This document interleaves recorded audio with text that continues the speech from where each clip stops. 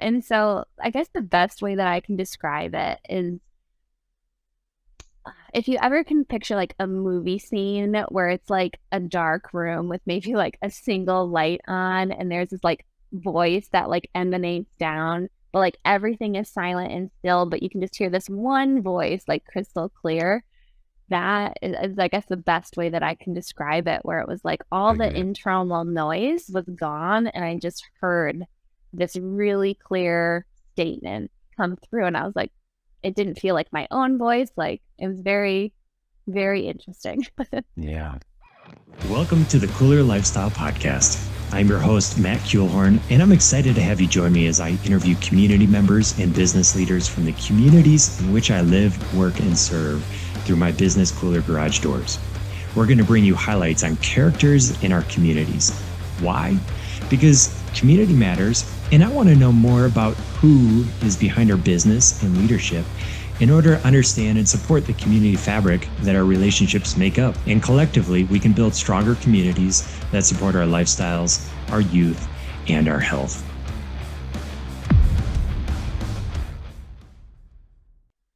Welcome, ladies and gentlemen, to the Kooler Lifestyle Podcast. I'm your host, Matt Kuehlhorn. Today, I'm so excited to be able to speak with my new friend, Samantha Schmuck. She is CEO and founder of Revived Living, a holistic life coach and embodiment coach. Samantha, thanks so much for joining. Thank you so much for having me, Matt. It's awesome to be here. Yeah, and you're beaming in from Michigan right now. Yeah, northeast of Detroit, about an hour. Home state. I love... Yeah. You know, I gotta bring the hand out. I love your backdrop. Are you on a patio?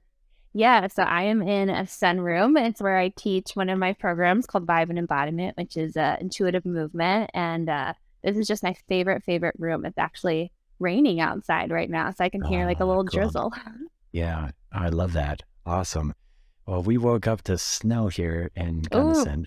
So I'm not missing snow. Yeah, it's crazy. Samantha, where did you grow up? I grew up actually right here in Michigan, same town. And I was here until high school, and then post high school, I went to upstate New York for a hot second. I was gonna go into fashion photography. Realized how much I missed science, and I was on my healing journey, which I'm sure we'll touch on. And then I went down to Georgia, then I went to San Diego, then I went to Colorado for a moment, and then I'm back here in Michigan for 5 years now. Right on. So bounced around a little bit. A little bit. Yeah. Did you end up going into like a formal education setting? Did you go to university, or where was that? I did. So after I did the fashion photography, I came back and I did a little bit of community college, so that way I could get some science credits under my belt instead of art classes. And then I went down to Atlanta, where there's a chiropractic school called Life University. And that's where I got my bachelor's in health coaching, and that focused on nutrition, anatomy and physiology, and exercise physiology. Copy that. All right. So where does the inspiration and the drive come for that health component? Yeah, a long story. It came from really my own journey, as well as my family's journey, and seeing them move through just diseases, whether that was heart disease, diabetes, etc. But it was really my own health journey that was the main driver behind everything. I grew up as a competitive gymnast, and I did that for 7 years. And when I was 12, I started to get inflammation in my wrist, which is so not uncommon for gymnasts. And I got little wrist guards, and I just kind of kept trucking along. But then it started to spread. But was weird about it was spreading symmetrically. So it started in both wrists, and it went to both elbows, both shoulders, both hips, both knees, every vertebra in my spine, until like just the very tenderest of touches was a lot of pain. And I was a very stoic, strong individual. So it took a lot for me to cry when I was younger. And I just would come home. My mom would layer me in ice packs from practice, and I would just cry. And I had spent a year traveling around the state of Michigan, going to all the top experts, doing all the testing. We tested from Lyme to bone cancer. We did cortisone shots. We did supplements. We tried all the things. And they eventually, once we got through the competitive season, they're like, I think you just need to rest. And hopefully that'll do it. Maybe when your growth plates close, the inflammation will leave. And it just never did. And so I fell into a really bad depression, anxiety, self-harm, suicidal thoughts as a teenager, and just was really losing hope because I was told I have to live with it. And anytime I would be talking to people that were 50, 60, 70 years old, and I would be complaining about being in a lot of physical pain, they'd be like, oh, just wait till you're my age. And I was like, I don't want to wait because I'm already experiencing right now. And if I have to experience this for decades and it's only going to get worse each kind of loop of the sun, I don't want to be here. And I just had this really soft knowing come over me probably around the time of 16 that was like, you don't know how it's going to get better, but you have to stay. And from that point on, I was just like, okay, that's not an option. Even if it crosses my mind, it's not an option. And we have to just figure out a step forward. And that's when I was working for a chiropractic office who really instilled in me the understanding that the body heals itself. It has the power to heal and nourish itself when we remove kind of the blocks that are getting in the way and we nourish it. And I just latched onto that and just was like, okay, one step at a time. And that was kind of the path that sent me forward. Wow. That's amazing. I want to hear Short a little side. bit more. Yeah, no, I get that. Hey everybody, this is Luke from Kooler Garage Doors. Just want to take a quick second to talk about our sponsor, Sommar Garage Door Openers. We believe Sommers are the best in the business when it comes to garage door openers. We always recommend them for residential installs because of the many features they have, such as Wi-Fi connectivity and safety features like a fixed chain that runs along a secure rail for a quiet and safe operation. Click the link to find out more about Sommar Garage Door Openers.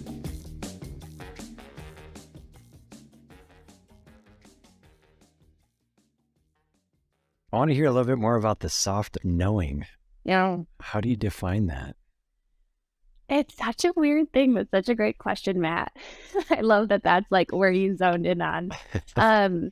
Because honestly, that's, I experienced the same thing when I was living in Colorado, and what ultimately made me move back to Michigan was I was dating this guy and we came home for the holidays. And again, that same knowing came over me that was like, you're not going to marry him. And I was just like, what? We just got a year lease together, a dog together, all of these things. It was the most intermingled that I had ever been. And I was like, what are you saying to me right now? And so I guess the best way that I can describe it is if you ever can picture like a movie scene where it's like a dark room with maybe like a single light on and there's this like voice that like emanates down, but like everything is silent and still, but you can just hear this one voice like crystal clear. That is I guess the best way that I can describe it, where it was like all the internal noise was gone and I just heard this really clear statement come through, and I was like, it didn't feel like my own voice. Like it was very, very interesting. Yeah, that's fascinating. I can relate a little bit, and my wife a little bit. And when we got married, we had just moved out of the Gunnison Valley. We were living in little town, mountain town, Crescent Butte. And it was time for us to change scenery. So we moved up to Montana, thousands of miles away. And then we went to Florida to get married. So we're on the beach with friends and family and had a great time. And then we're going back up to Montana, which was really feeling lonely at the time. Mm-hmm. It was a hard transition. And you and I talked about sunshine in the winters, and Montana's similar to Michigan. It's just gray, depressing. And we were walking through the Denver airport, and both of us, I'd say, had that soft knowing. We stopped at the terminal to go to Gunnison. We just stopped and, as a moment of silence. But in that moment, we knew immediately that we had, not an error necessarily, but we had to make the transition back to Gunnison as quickly as possible because Montana just was not the house. And I get the understanding there with the soft knowing and being aware enough and having that, it's kind of like cousin to intuition. in a Yeah, lot of that's ways. exactly kind of what I was thinking. It's like it it felt lightly different than my intuition, but very similar at the same time, where it's like you have this internal understanding, you know this is the truth for you, like you and Annie knew for where you were moving. And it's like I can either choose to listen to it or I can choose to ignore it and be like, this was the decision that we made. We have to push through and make it work. And it's like, That's right. or we don't. Like, yes, it was an uprooting, but like we can just as easily go back. Yeah. Okay. So we opened up the conversation of how you went into this health journey. Where did it go from there? So, 16, experiencing almost chronic pain, it sounded like. Yep. And I'm assuming from your demeanor at the moment, like that chronic pain is not still existing. It does to a degree. Okay. It does to a degree. It's not Yeah. perfect, but Yeah. it's like it is so much better. Right on. Well, for the listeners, I've just started to introduce the concept of how these conversations go into better business, living longer, and community connection. And I want to focus a little bit into living longer. And so I have a goal of going to 108. I actually know how I'm going out. Like I'm going to slip and fall in the shower and it's going to be hilarious. But on the path there, it's exciting. And so let's dive into some nuts and bolts. What have you found and what do you now teach that really makes impacts for people? Mm-hmm. Absolutely. It's a great question. I just love that you have such a vivid way of that you're going to go out. I'm like, I want to go in my sleep. I just want it like simple, easy. Oh my gosh. We're going out big in the shower. Yeah.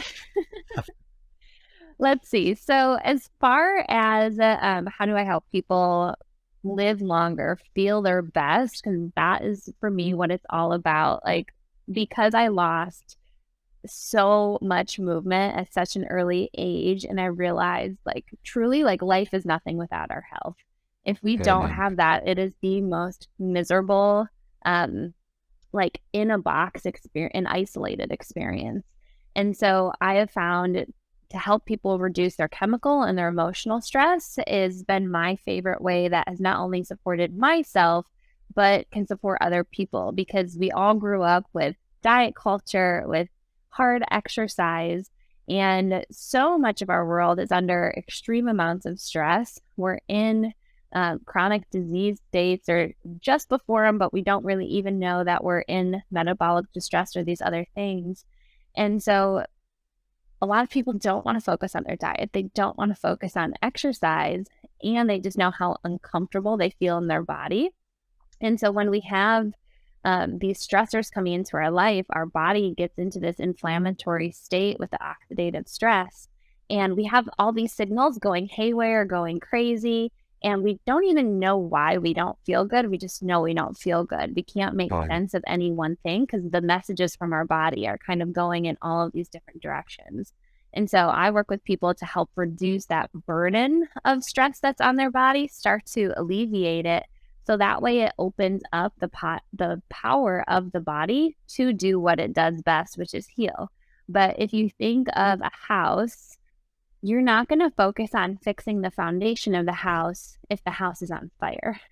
You're always going to prioritize putting out the fire before you do any sort of renovation work to it. The same is for our body. If our body is under inflammation, that is like a fire to our body. And so whether we're trying to digest food, we're trying to clear out gunk and garbage, we're always going to prioritize the inflammation. And if we're constantly eating processed foods, we're constantly in an emotional stress state, and we're constantly putting products on our body, like personal care products, cleaning products on our body that are full of toxic chemicals, we're just causing these fires to come in from all these different directions. And then we don't know why we don't feel good. We go to the doctor's office. They're confused. They think it's in our head. They bounce us around from doctor to doctor. You're confused. You're trying to fill in one doctor from the last 5 doctors because none of them talk to each other. And you just start to get really frustrated and hopeless and just like, well, I guess I have to learn how to live with this. And that's the last thing that I want for anybody. So you are into embodiment coaching, do you think there is a problem within our society? And I'd be curious to know if this is in other cultures as well, but are a lot of us living disembodied, like trying to stay disconnected from feeling the body? Yeah, that's a great question. And I would be so curious on other cultures as well. I think any culture that embodies more of like a Western society would be living in that disembodied state, especially when you look at like our work hours and how much we're working, how little time we have to rest, relax, connect with our family members. We're in this kind of survival, fight or flight state where it's like, I just have to keep going. And, there was always that saying when I was growing up of mind over matter, push harder, hit the goal, run faster. And you're taught to really ignore your body from a young age, even, as far back as school. Sit still, don't move. You get 20 minutes to eat at 10 o'clock and then you eat at 3 o'clock, right? So we're in all of these systems where even if you move into the professional, you only get X amount of time for a lunch. You've got to be at your desk. So we're learning that in order to make it through my day, in order to keep going, there's a level in which I do have to disconnect from my body. So many people are constantly bloated, cramping, having joint pain, having hormonal imbalances, having brain fog. And then we're using substances and whatnot to numb, to wake us up, keep us going. And we're constantly in this like chemical roller coaster just to make it through. So I would say the bulk of us are just from that physical standpoint. But then there's also the mental standpoint where we're constantly in our head. We're overthinking. If you deal with perfectionism or critical self-talk, like we're just stuck in between these four corners of our head. And we're just living everything from up there. And then you pair that previous conversation of all the physical things that we have to ignore just to get through our day. And that combo really exacerbates that feeling of disconnectedness from our body. Yeah, I would agree with all that. I think the component of numbing, from my experience, can go on both sides. And it could be a numbing from pain and things that we don't want to touch. And it can be a numbing of like the really good feelings, right? Yeah. But it's like, the embodiment component from my experience is critically important. And, I've talked about this in the past where I think a lot of the external success is really based on the internal game. Right. And if I can get embodied and embrace the feels, even the really highs, peaks, and the really low lows, right? And that ultimately offers an ability to collapse it into what I recognize as presence or love. Yeah. In the realm of embodiment, let's say, you're working with a new client, what are some kind of tactical things you would take that individual through that, listeners might be able to practically utilize in the next couple of days? What's the first few steps? Mm-hmm. Absolutely. And one thing really important that you did just hit on too is the high highs and the low lows, because usually it's not just one, or I should say when we do disconnect, we numb both. And that's really the state that I lived in for a long time, where it was dangerous for me to feel the low lows. So I disconnected from my emotions. I disconnected from the pain in my body. But that also meant I could not feel the beautiful things in life, the gifts, the laughter, the pleasure. And I had to relearn how to feel safe. And so step one is always building awareness, knowing where you are, knowing the internal self-dialogue, because a lot of us have negative chatter that's like always running silently in the background. And so first step is kind of turn up the dial, let yourself actually hear what you're saying to yourself. So that way you can start to choose a different dialogue and a different path forward. Like you said, it comes from the inside and that success radiates out. But the other thing that I love doing with people is reconnecting them to our breath, because our breath is the one bodily process that is both conscious and unconscious, meaning, we're talking, I'm not thinking about breathing, I'm still here, still going strong, But I can also choose to be like, you know what, let's take like a really nice deep breath. Let's help the nervous system rev itself down. Let's get the thought, the connection, the feeling, sensation back into the body. What does that feel like? And from there, I love to take people into dance. And it's a way to just allow yourself to free flow, to get into that flow state and just allow anything and everything to be released and to start to get curious of, well, where do I feel tension in my body? A lot of times we hold emotional stress in certain areas of our body. A lot of people will hold it in their jaw. Some hold it in their neck and their mid-back. Others hold so much in their hips. And so just getting curious of like, well, where am I feeling a lot of that tension, that stagnation? Can I tune into my breath? And then can I start to move my body in a natural way that starts to relieve that? Because I love to think in that visual of like you and I are sitting here, right? We're kind of rigid, but we have all these thoughts, all these feelings ping-ponging around us, but we're like, you got to stay still. You're on an interview, Sam. And at work, you feel that. A client calls and they're unhappy about something, your nervous system revs up, your boss says something, a coworker, something happens with your kids, all of this is happening and you're like, keep it together. And you're not letting your body feel and process some of the mental load that you're carrying. So that's the core way that I have found that it has helpful for me to move and to feel my feelings and to process them and let my body be involved. But also to share that with other people too. I love that.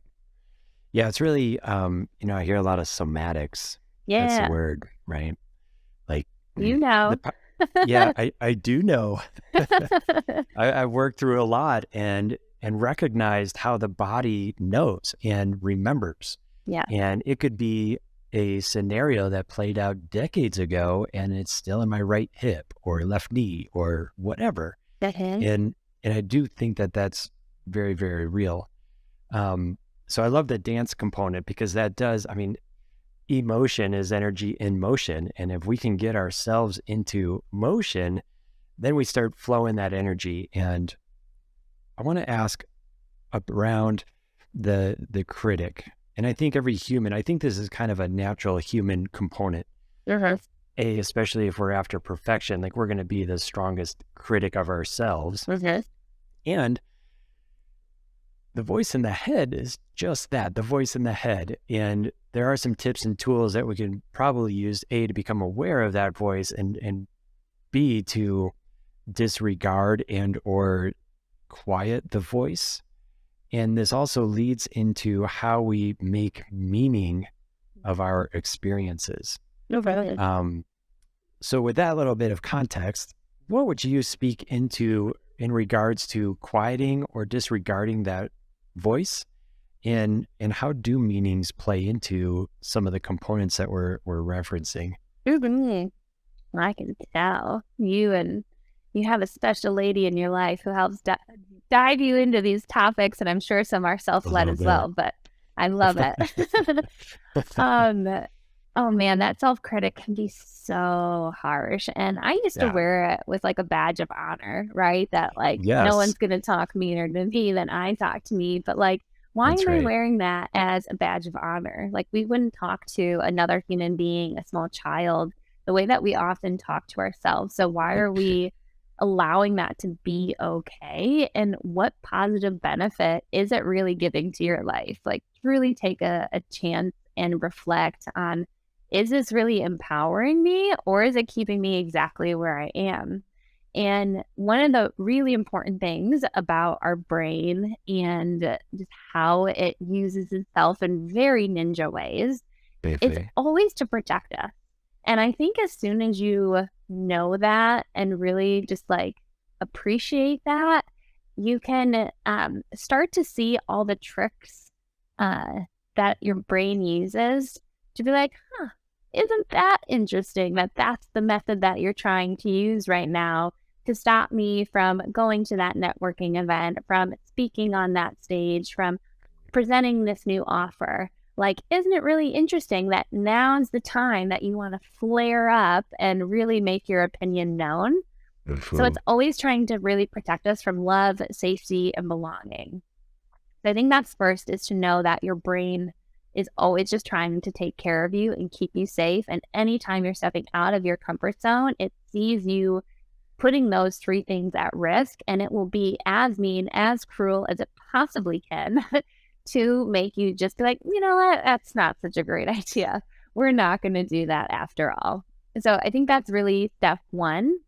And then the second thing that has been the most helpful for me is that my thoughts are just thoughts. They are nothing more than that. Like, I am not my thoughts. Just because I had suicidal thoughts does not mean that that is what is going to be my life and turn into, but I can recognize like, wow, that is a really wild, crazy thought. Whew, interesting. Okay, come back to my breath, come back to my body, like get here in this present moment, like you said, and just like let the thought pass by like a cloud in the sky, because it is, when you mention making meaning, when you attach to a specific thought and then you're like, woo, let's dive down into that rabbit hole.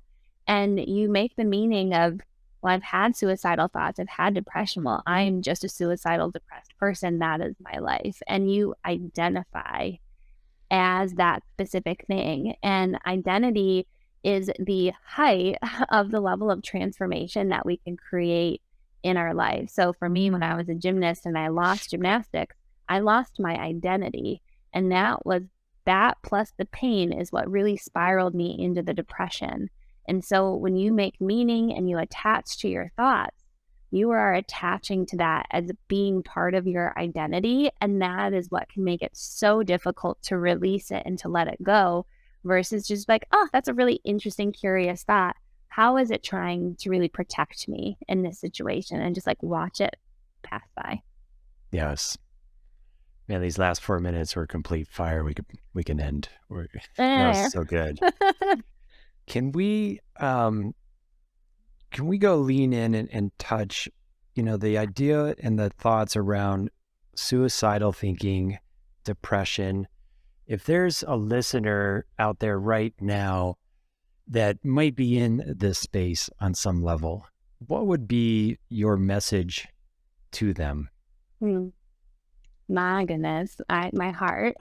Shit. I just like want to reach through the screen and give you the absolute biggest hug, because, ooh, Matt, you're getting me. I know just how isolating it is, how persuasive it is, and it makes you think it's your only option. It makes you think everybody in your life would be better if you weren't there anymore. Like, I just remember thinking like, it happened and my family would just go on like it's another natural day. Like, no, there would have been a serious impact on them, but I truly believe that they would be completely fine and better if I wasn't here. And so the biggest thing that I can share is like, if I can make it through it, and I was in it for a solid 7 years before like a real change started to take place, is to just hang in there. If you can just stay in there and you can know like there is the possibility of it getting better, of it getting brighter, of it getting lighter, for it not to feel fake in those moments where I am experiencing joy, just keep going, keep taking a step, keep reaching out for support when you can. I know you don't want to reach out for support when you're in depression, you feel like a burden, but really, truly just like keep staying in there and keep searching for resources that are going to help kind of get to the root cause of where that depression's coming from. Yeah, it's beautiful. I really appreciate you opening up your heart. The vulnerability is power, and your story is important. So thank you for sharing that. To spin back, I mean, for those folks, for anybody that's listening, what I'm hearing is there's a skill of self-awareness, and we get this by looking in the mirror. And I also think we get this by seeing our mirror in anybody else. And if I think somebody is rad, that is because I am also rad, and vice versa. Like, it's a teaching tool. And so the mirror is always there. And then it's a connection to breath, and simply taking a pause to take a deep conscious breath can bring one's presence. And The third component that we talked around was, I believe, around beliefs. And, we did speak to the fact that we don't have to believe our thoughts. We can change our stories. We can change the meaning of our stories. And there's a lot of times where it's really beneficial to get with another person. And if we have somebody where we want to go, that's where, real coaching opportunities, mentorship, and resources come in. Would you add anything else to that summary? No, I think you nailed that spot on. No, nothing else. Right on. What are we excited for? Oh, I am excited for just more and more individuals being empowered to make those health choices. I think there's been so much confusion over our lifetime around what is good food to eat for us? What is this? What's the new diet? Like, there's been so much confusion of what it actually takes to be healthy, happy, thriving individual. And I'm just excited to share these tools and resources with more and more people to help them realize like that power is in their own hands. They don't have to, because that was the hardest part for me, is that the experts, the people that were supposed to know, didn't know. And so if you've ever felt like, why is there nobody that knows how to support and help me? Like, you are your number one advocate, and just helping people to see and believe that they have the power to change their lives, that they don't have to wait for somebody to have the magic answer for them. But there's so many different things that they can do to feel better, that are simple, that are pretty affordable. I was a broke college student when I was going through the bulk of all of this change. And that it's just possible to feel better, and just spreading that message. That's an important message. So I'll repeat it just one more time for the listeners. Like, it's about louder in the back. Yeah. For everybody in the back, you have the power, and we don't always have to listen, or the experts are a great resource. Yeah. And we take that in with our own knowing and churn it in a way that we can really build our empowerment, because breath is so powerful. I mean, nutrients and what we take in are so powerful. And ultimately it comes down to the spirit that's in our heart that we can listen to and put on the microphone. Samantha, how do folks reach out and get in touch with you? Yeah. So you can find me through my website. It's revived-living.com. You can find me over on Instagram at Vibe with Sam Schmuck. And those are the two core places that I hang out. And if you're wanting that support with toxin-free living, reducing your body burden through the self-care and personal care products that you use, I also have a Facebook community that's free, a ton of free resources, and it's called the Clean and Conscious Community. Awesome. Listeners, reach out to Samantha, follow this woman. I really appreciate our conversation today. I think there's a lot of value, and I'm just really excited to watch you progress in your journey and impact the lives that you get to interact with and that interact with you. I really appreciate our time together. I so appreciate you, Matt, and just holding this space for me to share, and just the fact that you're holding this space for your community and other business leaders to come in. It's so cool. And I just appreciate your heart, your knowing the importance of these areas, how you already practice them yourself. And here is to living past 100, feeling good. Let's go. Thank you so much, Samantha. Thank you. Ladies and gentlemen, thank you so much for listening to the Kooler Lifestyle Podcast. We count on your subscriptions, your likes, your shares, and I encourage you to do that now. If you're watching on YouTube, go ahead and subscribe, lower right-hand button. If you're on audio, download this, share it, and we look forward to having you on the next one.